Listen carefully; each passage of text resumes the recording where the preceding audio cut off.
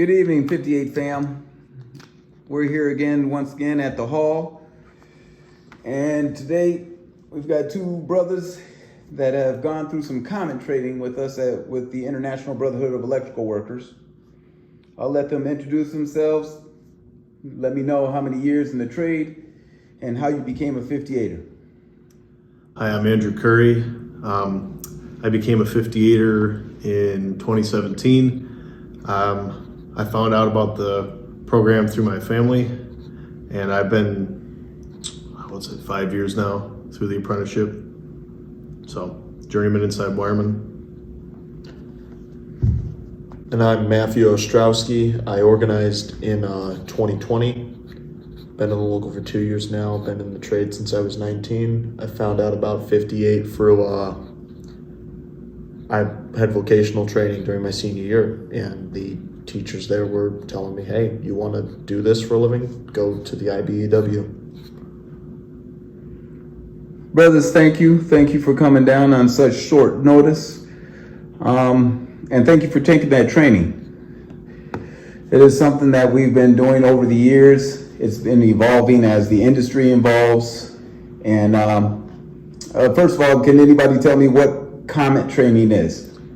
COMET stands for Construction, Organizing, Membership, Education, Training. All right, organizing like outside of the school organizing? Yes. Mm-hmm.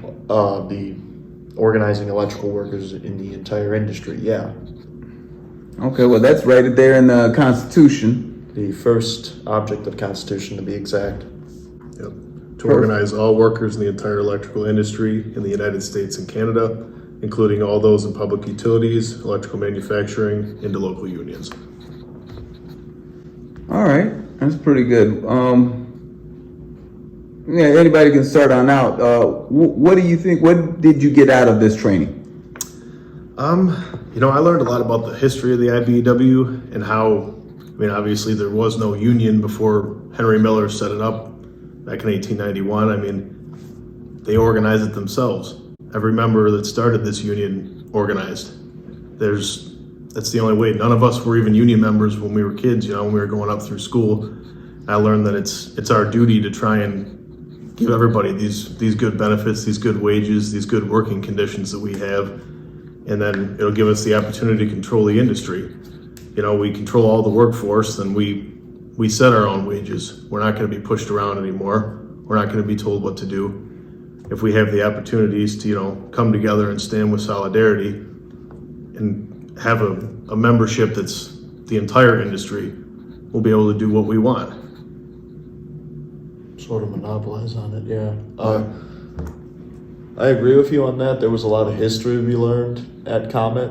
It was also interesting seeing the International's perspective from the first time, because I've only heard job site perspective and stuff from down at the hall on occasion. Right. Definitely comes through a different channel. Yeah. How different is that, Matt? It's a lot more, the language they use is a little bit different than I'm used to hearing when people discuss how, for lack of a better term, how bargaining and how contracts are. It feels like that, at least. And then they have a different perspective on organizing and recruitment that I'm used to hearing. Same here. Yeah. They look at that Constitution and they say, that is that first object, they're like, that is perfect. Now, who are we referencing? Our fellow members, our fellow IBEW workers, or are we talking about from the training?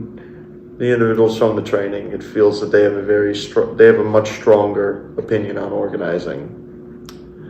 Yeah, I would say so. Interesting fact that I learned in this training was that 40% of the IBEW is actually organized, which I did not know that. I thought there was a lot more people that had gone right through our apprenticeships, but it's almost 50-50 that half of our industry is from outside the apprenticeship. And, back in the day, we didn't even have apprenticeships. Because in the same sense that we do today, you weren't going to school, you were out learning it on the job. And I think we've had a real stigma with, well, I'm better than you because I went through this training instead of that training. And, we call these people rats, we call them scabs. And I think that's a bad way to look at it. It puts a bad taste in a lot of people's mouths when they think about, why would I want to become a union member, when they treat us like crap just because we're different than them. We want to make a living, take care of our families, and it puts a bad taste in everyone's mouth. We all want to do well for our families, and we all want to make a good day's pay and be respected in our jobs. And I think it's important for us to remember that when we're talking to people out in the field, talking to non-union people that are on similar, same jobs as us, or even just working nearby, that we need to try and find some common ground and make them realize we're not your enemy. The people exploiting you and paying you low wages and trying to make you work yourself into the ground is the enemy. We're all workers, and we need to stand together. Absolutely, absolutely. Matt, what's your take on that? I mean, you came by, you worked non-union for a while. You were unrepresented. I mean, were people calling you rat, scab? One of the first things told to me when I finally got the opportunity to come to work and everything, one of the first people I met asked who I worked for, and I told them, and they said, they called them Scab Electric instead of their name, and I was like, well, that kind of hurts. I was still on their payroll at the time. I hadn't fully quit. It was in my last week, but I really wanted to be a part of this, of the local end in the union ever since I learned about the trades, because I was told they had a benefits package, I was told they held themselves to a different standard, and I was told that they were professionals, and I really wanted to learn the trade. So when it took to getting into the program, it took longer than expected, but I still had the desire to become an electrician, so I was like, I'm not going to sit around on my thumbs, I'm going to go and attempt to learn. But it's a whole other world coming across, and I'll tell many people that my first couple days on the site being treated differently compared to how I used to be, because I was just some young kid to a lot of people when I was both non-union and now, but it was a little harsher on the non-union side because I wasn't someone's kid. I didn't have the experience. They saw me coming into the union and they were like, he's got an idea there.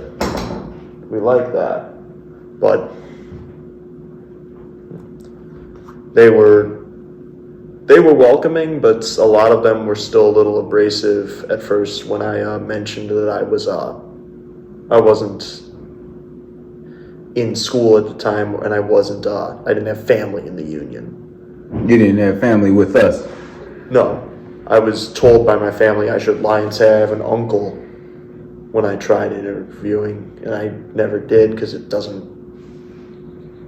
don't want to have to dig through that. It does me no good to do that. I figure I could get by on my own merit, and eventually it worked. All right. I feel very, very fortunate because I was raised in a union household, and I knew about the benefits of it, before I even got to it. But there's a lot of people out there that have no idea that this is out here, that don't just think, getting paid $15 an hour to wire houses is the best it gets, Oh yeah. They don't even realize. And I think it's our duty to try and help these people that, hey, there are better things out there. Whether they want to come do it or not is their business, but at least present them with the opportunity that, hey, there is a better way. There's better training. There's all around better. It's a career. It's not just a job, and it's not just a future for you. It's a future for your spouse, your kids, right, your pets, whatever you have. And like you said, $15 to wire a house. I used to think that was the most I was ever gonna make until I got my journeyman's card, and then I'd have to go find some factory job that wanted some kid who could bend pipe really well. Right. But getting in, it's a whole different. It's one of the best things that's happened to me, and I, to this day, still try and show that I'm grateful for it because it took so long, and it's paying off in dividends for me. And I'm only 2 years in. What's it going to look like 40 more down the road. Right. And another important thing I learned in the training was that we did, at least in the 1930s and 40s, the IBEW did hold the majority of the industry as union. You know, we were up, I think they set up towards the 90s, We had 90% union. 70 to 80%, high 80s, and then after the war, we were riding that high. Yeah. And that percentage, like that level of market share that we had really gave us a lot of options in terms of the amount of work we could do. We could pretty much command and demand whatever we wanted in the industry. But now that we've lost that, now that we're only down to 30%, I think we really need to recoup our losses. And the workforce being divided the way it is, the non-union thinking that we're just a bunch of lazy workers, and us thinking they're killing themselves, that's not benefiting anyone in this industry. We're too busy fighting each other when we should be focusing on the people who are actually taking all the money, making all the money. I think a workforce that's divided cannot stand, like Abraham Lincoln said, a house divided cannot stand. So we have to get over this bias of us thinking that they're evil and them thinking that we're evil, and we need to stand together as workers and fight for better conditions and better wages. That's the only way we're going to get back the market share and the control that we had. We got to fight the union busting. And just the generational differences. Like, you grew up in a pro-union household. I grew up in, I don't want to say an anti-union household, but when I grew up, I only heard bad things about the UAW, and I didn't know that other unions existed. I just thought it was the UAW. Right. But now I know a little better because I'm in a union now, and I get to reap the benefits, and I get to be a part of something bigger than myself, and it gives me that sense of community, and the pay is really nice too. That's a nice one. Right. Being able to actually sit down and be like, I can save up for things. I can afford to take a vacation. I can live a life. I don't have to sit there and chew my nails over bills anymore. Right. And I'm just starting out. Absolutely. Love it. So a lot of benefits in becoming union, a lot of benefits. You think that we forget about those things as we're in here? What's the culture with what we have? I think we get comfortable. We get comfortable with the fact that the big three down the road, the big three. The big three has to hire union, but that could, that could be one bad contract negotiation away from Lee Industrial in there instead of us. As much as I don't like the thought of that, that's a grim reality that could be creeping up on us. And it's important for us to try and take back other facets of this industry, especially in Southeast Michigan. It's our jurisdiction. This is our work. I think that we have an obligation to take back our work because this is our home. Why should we be out running around on the road when the non-union's working everything here during the bad times? We need to take that back. That would imply that we'd be going after some work that we typically haven't had in our hands for a hot minute. Yeah. Hate to repeat it, but strip malls, Applebee's, Home Depot's, a couple, like maybe a Rite Aid. Yeah, we got too comfortable with just working at the big three plants, or just the big three customers in the one big job, like the Blue Water Bridge or DTE jobs. They're not going to last forever. I mean, how many of these plants have we just remodeled in the past few years? They're not going to be there forever.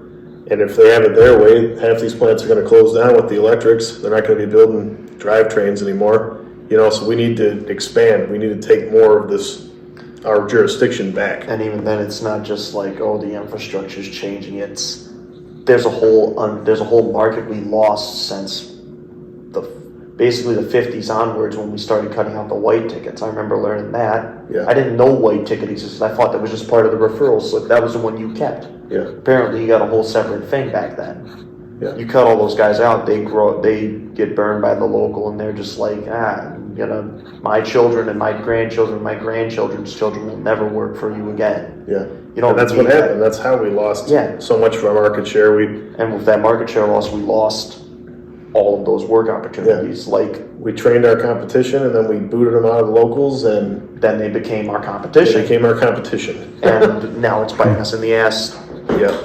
40 longer. How many years has it been? 60 years down the road? Yeah. So definitely the training was enlightening to you both. Yeah. It was educational. It opened my eyes to a lot of facts that may be tough pills to swallow, but it's the reality, and we need to face that and move forward with that information. Yeah. So it's beneficial for all to learn this I would in say 58. so. I I'd would say so.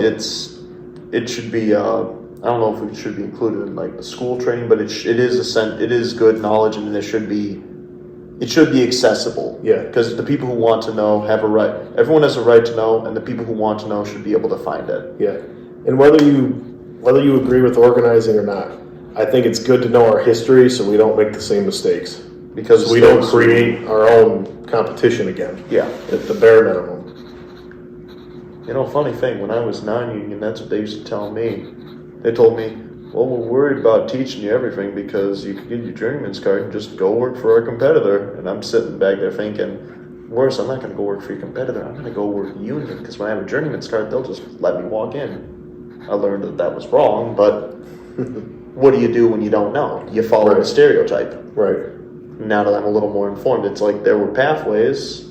I was still waiting on my call for the apprenticeship back then, but there were other pathways I might have been able to take sooner, but I didn't know. All leads back to knowing who to ask and what to ask for. That was one of the first things I learned, aside from how much I'm getting paid, when break is, and who to not talk to about stuff. Right. Was basically find out who you can contact at the hall, who to ask, and what to ask for, how you word your questions. Right. That was a tangent. Well, that's all right. I appreciate you both coming and spending your evening with me, and really appreciate you taking on this training. So the moral of the story is pretty much educate all so we can move on forward. Yes. So thank you, 58 fam. This is Nick Chapatel signing off with Andrew Curry. And Matthew Ostrowski.